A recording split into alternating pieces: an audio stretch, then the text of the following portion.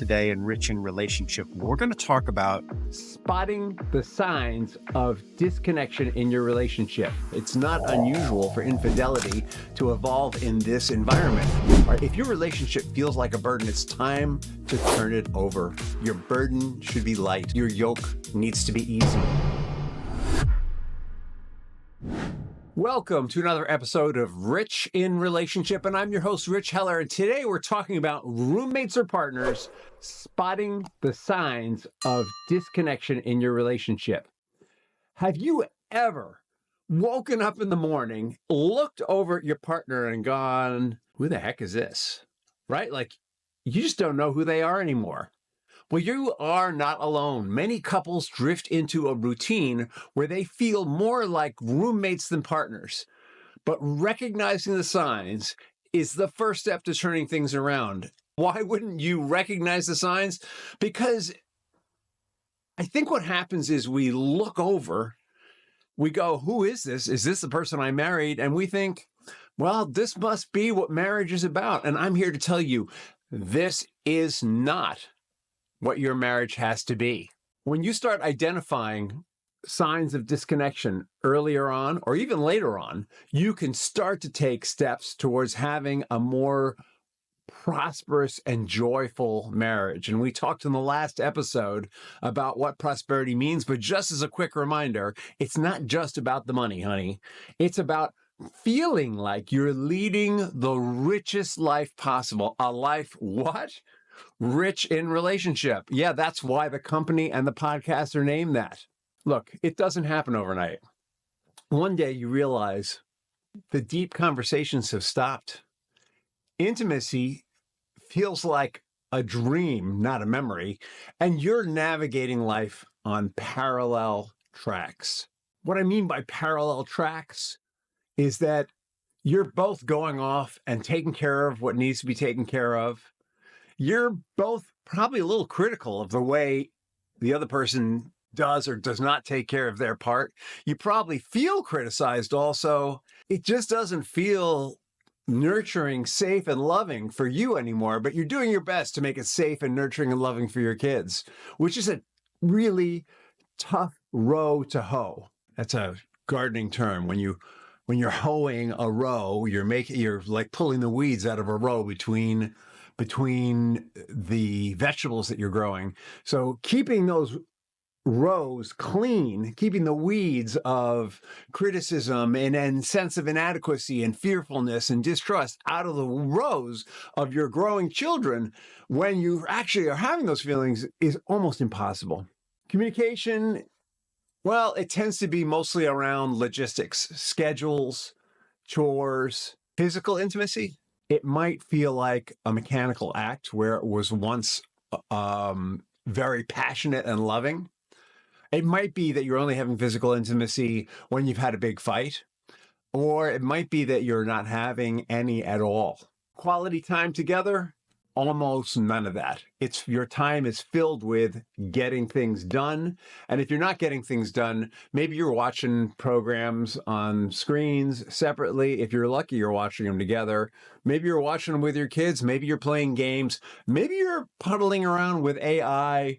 Maybe you are pursuing your own individual separate hobbies. We call this parallel lives at Rich in Relationship, where two people are living together and they're moving in the same direction, but parallel, not together. Emotionally, you might feel like they're just not hearing you. You say it and they just don't hear the words that you're saying. They discount them, they push them aside, or maybe you're not feeling understood. Maybe you feel like they're saying the words back, but they don't really understand where you're trying to get to with this. There is a growing sense of loneliness that maybe you're filling at work, or maybe you're filling with family, or maybe you're starting to fill by flirting with somebody else, only you don't think of it as flirting. You just think of it as a very warm friendship. Or maybe you're really clear about it. Maybe you've stepped out on the relationship completely, or maybe they have. It's not unusual for infidelity to evolve in this environment, because when people are disconnected, the needs for which they got together in the first place are not being fulfilled. Disconnection breeds discontent. And with discontent, there is an increased irritability on both sides. And there is an avoidance of any kind of conversation that's meaningful, because anything meaningful is going to bring up the irritation, the anxiety, the blame, the frustration, the resentment, the fear, the hurt, maybe even some sadness. I get a ton of couples who are in this spot. And very often, one is complaining that the other one is emotionally unavailable or neglecting the relationship, and that one is angry. And that part of the dynamic is that the person who's angry, the more angrier they get, the more the other person withdraws. And the more the other person withdraws, the angrier the other person gets. And there just doesn't seem to be a way for that to work. Or another example is sometimes I get couples who are just completely shut down. They're emotionally shut down, both of them. They're all about business and getting things done. And they even take some happiness in getting things done, but the joy is gone in their marriage. And these are often couples who, when the kids go to college, end up getting divorced because they then no longer have a shared mission.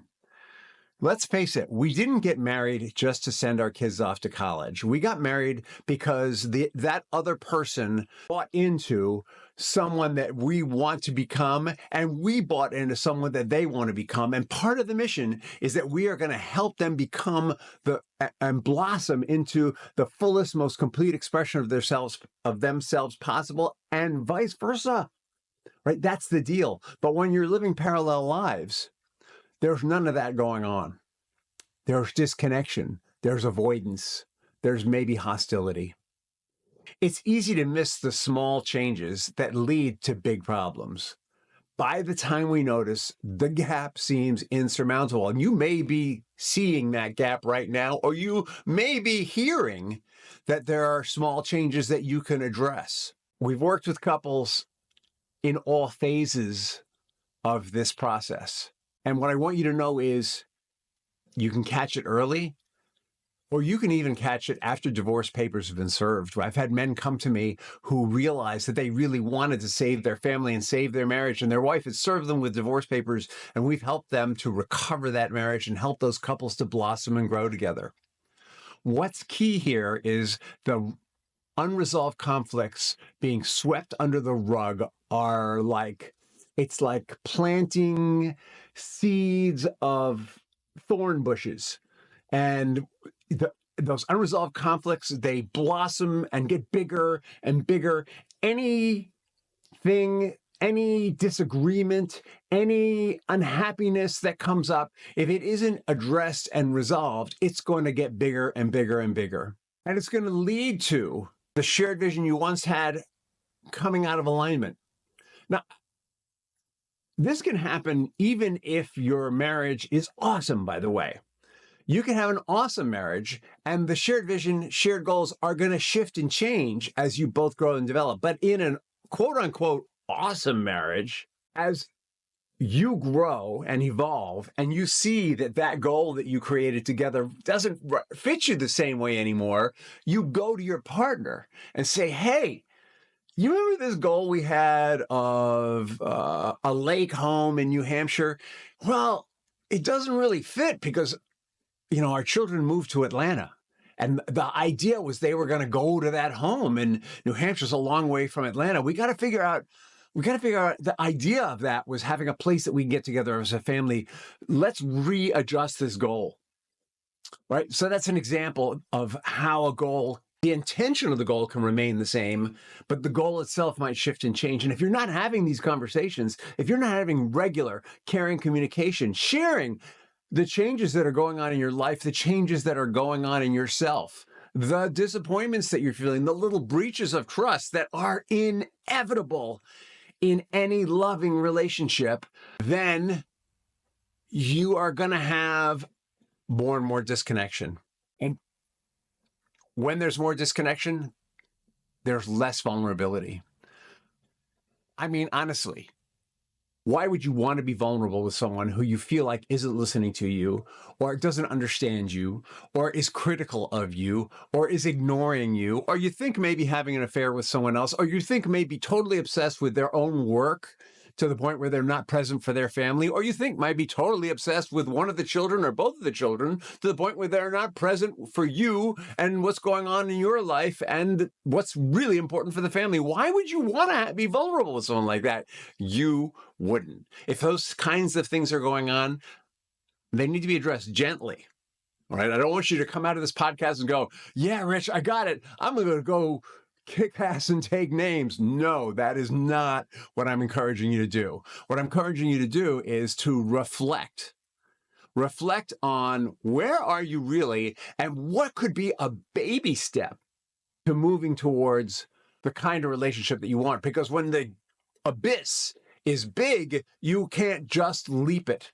You need to close the gap in small steps. Or sometimes you can take giant leaps. We've got a process that we do with couples where each individual does some very intense release work and self-exploration one-to-one and resolve stuff from their past that's getting in the way of their relationship and make a new commitment to growth in the relationship. And then they come together and share that commitment and create a new future. And they do that in a short period of time because they're doing very intense work, like 8 to 10 hours of work over a day or two. Whether it's 8 to 10 hours of work over a day or two, or whether it's a half hour a day over 10 or 12 months, the abyss needs to be closed. It's about shifting these patterns of avoidance and distraction. First, identifying where am I allowing myself to be distracted? When I'm avoiding the relationship, where am I going to feel fulfilled, right? We all need to feel fulfilled. When we're leading parallel lives, we're going somewhere. Am I playing video games? Am I going to pornography? Am I shopping all the time? Is it that package at my front door, that thing that I live for? Am I flirting with someone at work? Am I in the gym 24/7? Am I smoking a little too much something? Am I drinking a little too much something? Am I, what is it? How am I distracting myself? Where am I getting my instant gratification to make up for the joy of my marriage? How can I cut back on that and start building the joy? And sometimes we've had couples where one or both partners need to go to rehab or need to get cleaned up first before they can do the work. I mean, the truth is you can't do couples work if you're mentally ill, as a general term. Mentally ill is anything that's keeping us from functioning normally. Without an enhancement that'll help us function normally, or we're just not functioning at all. If in the case of clinical depression, people tend to sleep a lot. They tend to check out. They tend to not get things done. In the world of alcoholism or drug addiction, people are using outside substances to maintain their lives. That's what I'm talking about. Sometimes those things need to be addressed before the work in the relationship can happen. Sometimes we as individuals need to get ourselves straight, right? And the truth is that the work starts with ourselves. We can't fix the relationship until we straighten whatever's crooked in us. And I promise you, no matter how bad you think they are, you have responsibility, you have culpability, you have a road, a path to follow. And the first thing always, whenever there's a problem that we're having, is to look at what's the problem that we're having before we try to address something outside of us. It's not about assigning blame. It's about taking stock. It's about recognizing where you are now and deciding where you want to go. I want you to ask yourself some questions right now. Are you growing together? I'm going to ask it as if I'm you. Are we growing together? Or are we just coexisting? Are we growing together or just coexisting? Do I feel safe enough to share my true feelings with my partner? By safe, meaning not can I defend myself, but do I feel like I could share my true feelings without having to defend myself? Like, would they just listen to my true feelings and process them and be there with me? Is my relationship a source of joy, or does it feel like a burden? All right, if your relationship feels like a burden, it's time to turn it over. Your burden should be light. Your yoke needs to be easy. I want you to consider, is your relationship thriving or surviving? Thriving, there's open communication, there's shared goals, there's emotional safety, there's mutual support, mutual growth, there's individual growth and development, there's regular relationship development. The blossoming of the individual and the relational development is happy children, happy extended family, happier relations with community and friends. Or are you surviving? Just surviving. If you're just surviving, yeah, the kids are getting to school, the bills are being paid, but you feel under it, you feel a little resentful. There's some unresolved issues. There's a growing sense of disconnection or maybe even detachment.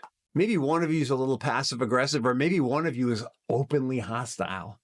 Well, no matter how far apart you feel, there's always a way to reconnect. It starts with your intention and your self-awareness. With the right, clear intention and ongoing self-awareness, you can start to rebuild a conscious partnership.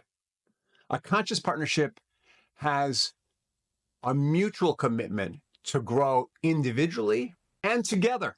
And in growing individually and together, you can face challenges with curiosity and compassion rather than fortitude, right? I love and hate that word fortitude. You can build safety and trust through caring, open communication and lay the foundation for emotional vulnerability. And in emotional vulnerability, there is intimacy.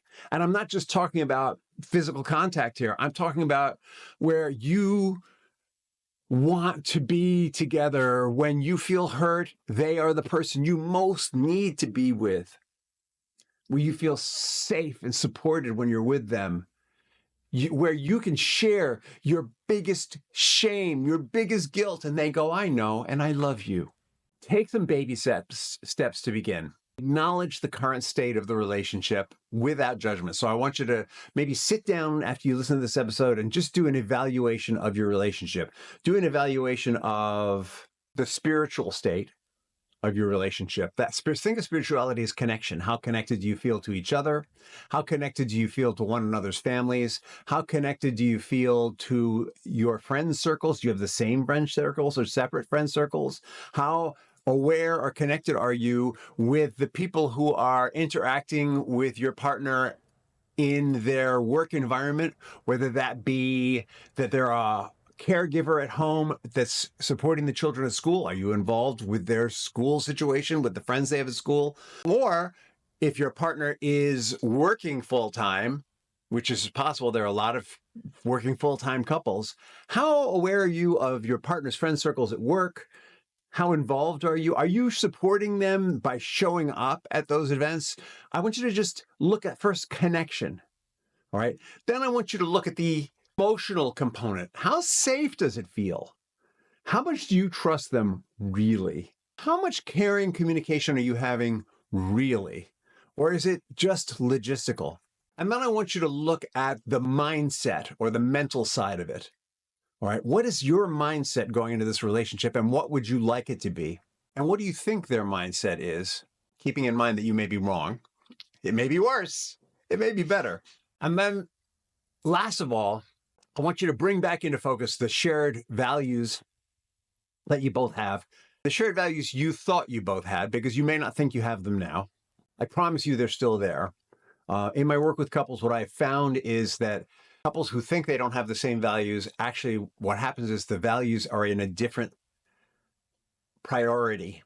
So for one partner, family, work, and kids are in that order. And for another partner, work, kids, and family are in another order. And so there seems to be a disconnect because one thinks work is more important, the other thinks family is more important. They both agree on kids. But it's not that they're out of sync. It's that they're prioritized differently. So set aside the thought that they just have not got the same values as you and just focus on what are the values you thought you had going into this that you shared. And down the line, you're going to get to talk about that with them. Not today, though. Today, you're just going to look at the signs. We're going to recognize the signs of disconnection because that is crucial. Right. First, let's just see how disconnected are you? And by the way, all marriages are at some level of disconnection. I want you to think about this. Marriage is on a scale, right? 10 is of one mind, and 0 is moving in opposite directions. Of one mind doesn't mean that you're the same person. I want to be clear. Of one mind means that you've got perfectly aligned goals, perfectly aligned values. Your actions are in perfect alignment, not necessarily the same actions. You're working in different areas of expertise. Is anyone ever really a 10? I've never met one. Everyone falls somewhere on that scale. So I just want you to think about, where are you on that scale, and what would a 10 look like? What are the emotional gaps that you've identified earlier? How could you start to bridge them? Think about that 10 conscious partnership.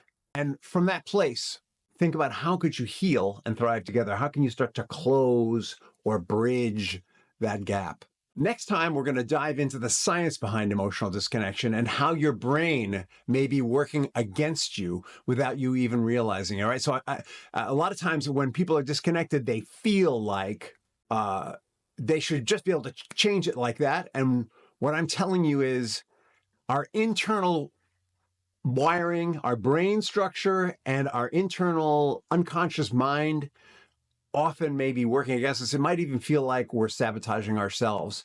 So stay tuned to the next episode. And if you like what you're hearing, if this is helping you, I want you to subscribe, and I want you to share it. Have a wonderful day, and have an even better tomorrow.